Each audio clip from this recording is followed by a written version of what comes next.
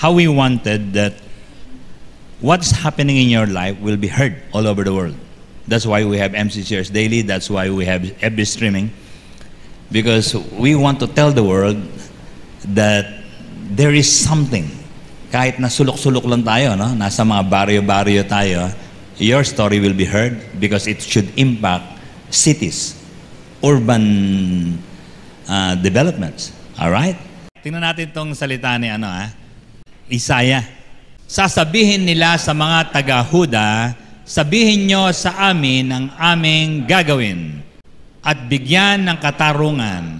Takpan nyo kami tulad ng lilim ng punong kahoy kapag katanghaliang tapat. Pahingahin nyo kami sa ilalim ng inyong mayayabong na sanga. Itago nyo kami sa mga humahabol sa amin, kami mga takas. Huwag nyo kaming ibigay sa kanila. Patirahin nyo kami sa inyong bayan, kaming mga pinalayas sa Moab. Ingatan nyo kami sa nagnanais na pumatay sa amin at lilipas ang pag-uusig. Mawawala ang mamumuksa at aalis ang nanalalanta sa lupain. At dahil sa wagas na pag-ibig, itatatag ang isang trono at uupo doon ang isang hahatol ng tapat. Magmumula siya sa angkan ni David, isang tagapamahalang makatarungan at mabilis sa paggawa ng matuwid. Amen? Okay. Get ready, Merong mga ine-expect sa mga mananampalataya pala. Israel yun Yung Israel nung araw, may ine-expect ang Diyos sa kanila. At yung kapitbahayan nila, may ine-expect. Mahalaga pala, yung expectation na yon, halimbawa, kung kuya ka, ine-expect ng mga bunsong kapatid na kababata, pwede kang sandalan. Kuya, may umaaway sa akin Anong gagawin ng kuya? Tara! Ganun si Jay, di ba? Tara, tumakbo na tayo.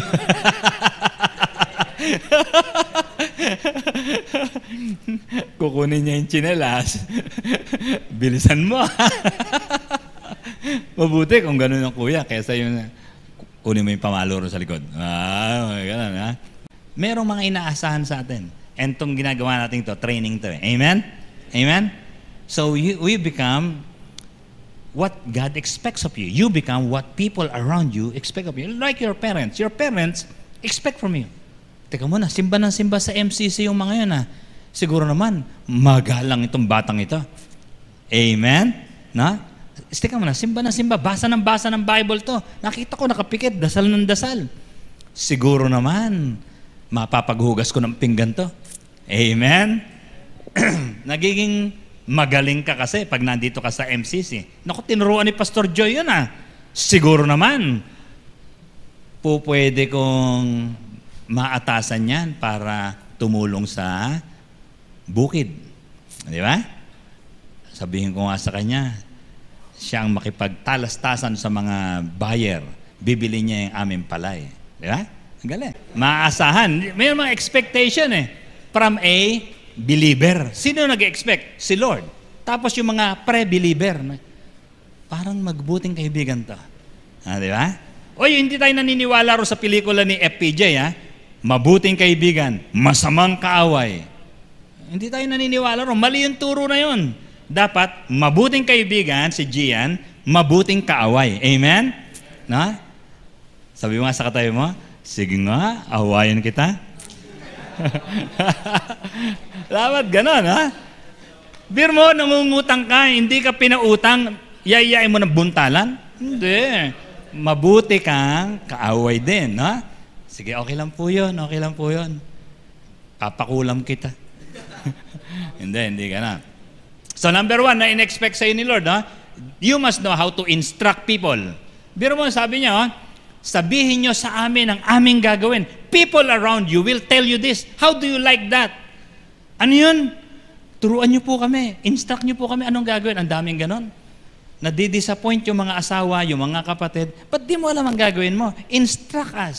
When people say that to you, you got to be ready. Amen? Paano mangyayari yun? You got to be filled with the Word.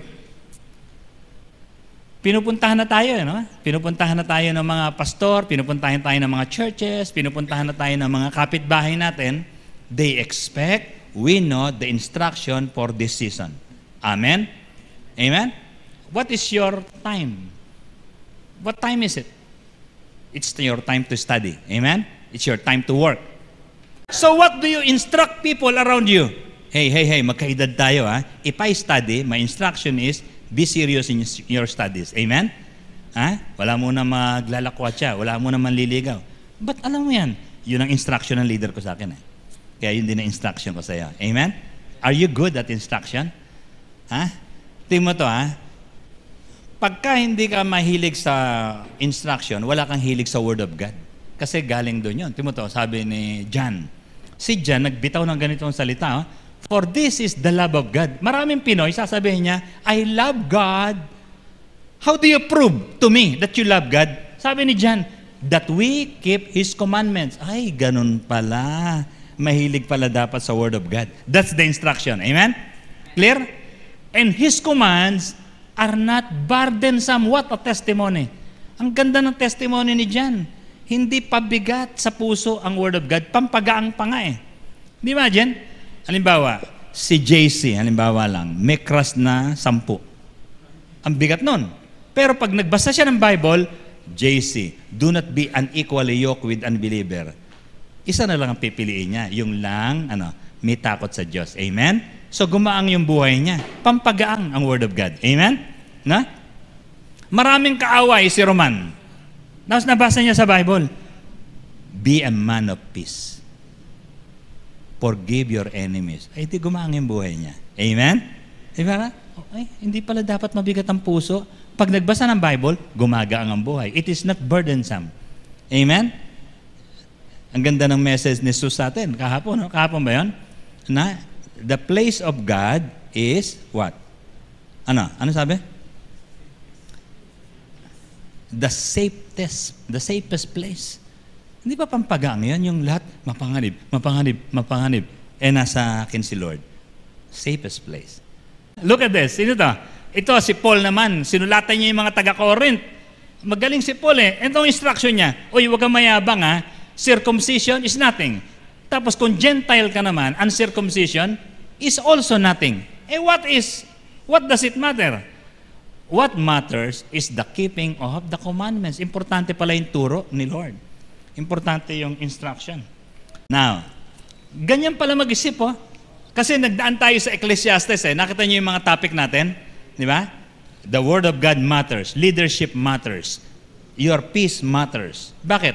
Ang salita kasi ng Ecclesiastes, walang kwenta lahat. Vanity of all vanity.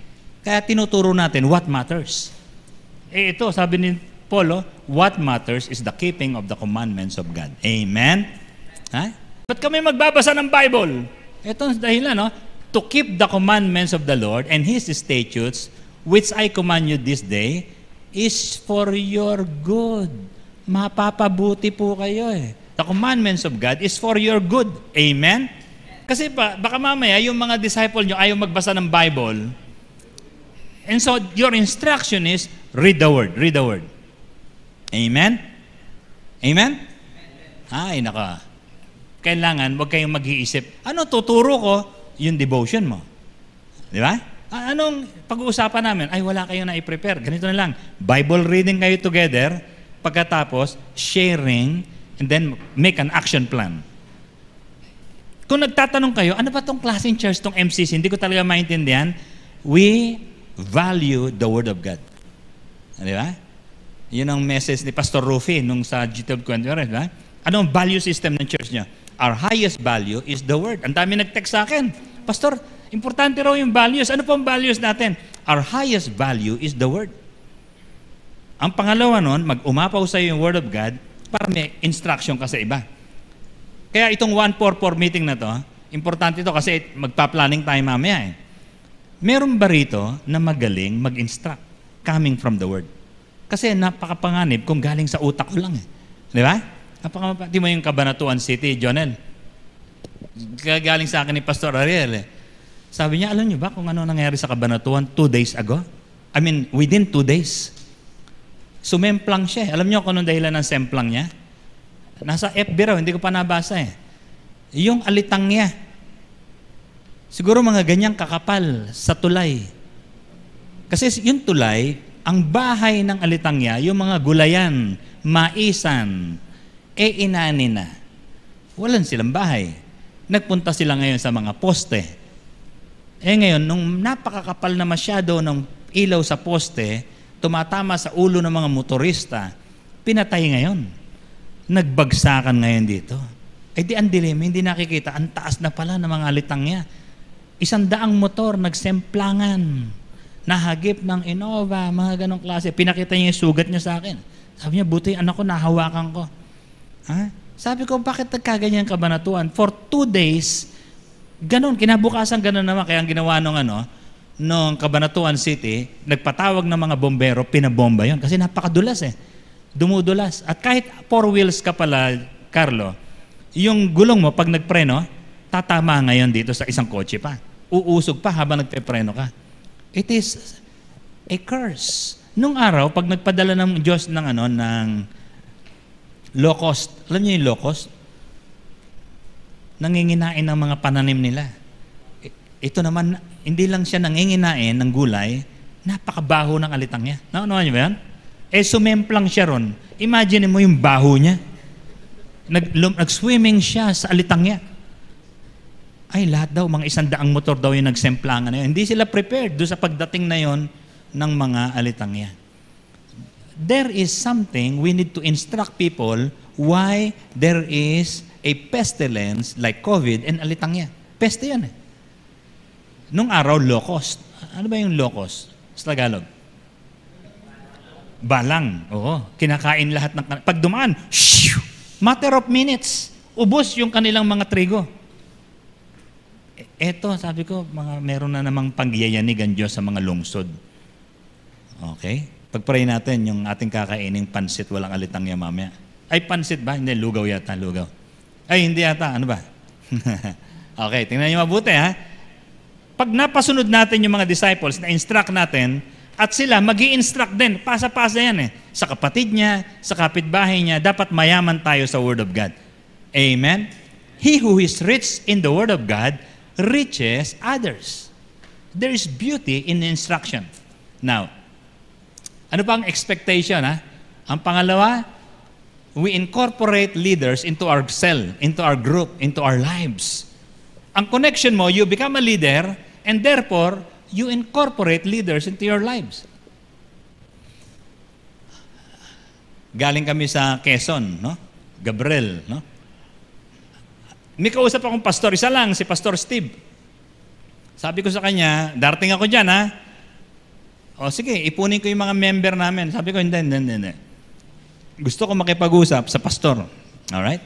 So, dinipon din niya yung mga membro niya, pero ang kausap ko, itong mga pastor. Meron siya natawag na 2 pastor, kaibigan niya yan. Nag-instruct ako dyan. Sabi ko, masaya ba kayo sa church niya? Meron ba kayong mga leaders na napoproduce? Itong si Pastor Steve, sabi niya sa akin, walang leader. Wala silang time. Puro alibay. Ang pangit na mga pananaw. Pero mo sabi sa kanya, bigyan mo ako ng katarungan. Sasabihin sa mga taga-Huda, bigyan mo kami ng katarungan. They will ask for your covering. Anong instruction? Takpan nyo kami. Cover us. People need covering. Somebody who has umbrella over them. Somebody who has authority over them. Napakaganda nitong kahilingan ganito. Pero ikaw, aatras ka pagka wala kang Word of God. Because the only covering is not your wealth. It's not your influence. The covering, you cover people when you have the Word. Amen? Look at this, Pagpahingahin nyo kami. Kasi they're tired because of this stressful situation. Pwede ba pumunta ako dyan sa'yo para mapahinga naman yung utak ko? There is peace in the Word. Ano pa? Uy, tingnan mo to Yung mga salitang yan, napaka-importante. Anong tugon mo dyan? When people ask help from you, that means they see something in you. You are stable. Amen? Kanino message yun? Pastor Junel ba yun? You are stable. People come to you for covering, for shelter. Napakahalaga pala nun. Okay? Kaya pagka ang isang cell leader, naging matagumpay si Gian, ginagather niya yung bakal. Tama ba yan? Okay? Yung mga girls, sa bakal, nagagather din. One day, magiging mayabong na mayabong yan, pwedeng sandalan. Amen? Pwedeng, silungan. Magiging mayabong yung cell group mo. That's a vision. Amen? I can provide covering. Ngayon, nag-iisa lang ako. Pag pumunta ako sa church, nag-iisa. Pero ang vision, pag may nayaya ka ba sa church, may susunod sa'yo, simply because they see something in your life. You're establishing authority and you can be a cover. Pag sumandal ako rito, hindi ako magugutom. Pag sumandal ako rito, hindi ako mapapahiya. Pag sumandal ako rito, magbabago ang buhay ko. Aayos tayo. So you produce, the primary leaders, produce one purpose that can be a covering. Walang member dito. Amen? Walang member. Everyone will be produced as a stable, a covering for other people. That's the goal. Hindi lang yung, mali pala yung mula na mapunta ako sa MCC, umayos naman yung pag-aaral ko.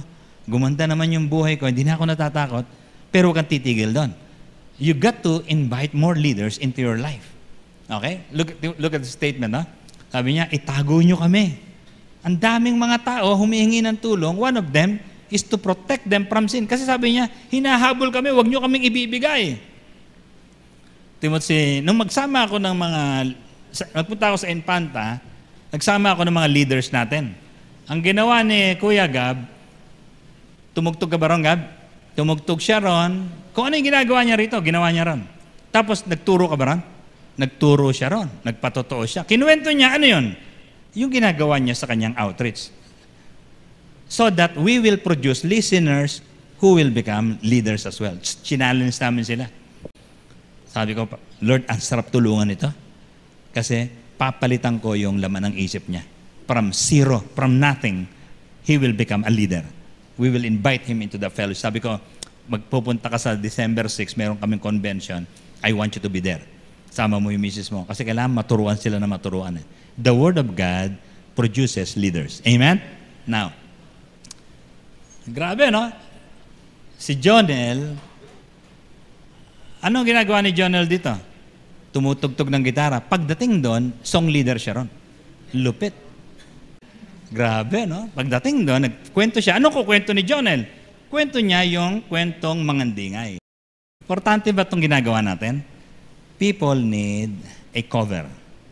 We invite them to become not just followers, but fellow leaders. Now, ba't natin ginagawa ito? Ha? Biro mo mga statement nila, patirahin nyo kami dyan. Ano pa? Ingatan nyo kami. Masasandalan ka ba? Mapapalitan lahat ng isip eh. Assess how many fatter. Dati fat lang. Ano yung sabihin ng fat?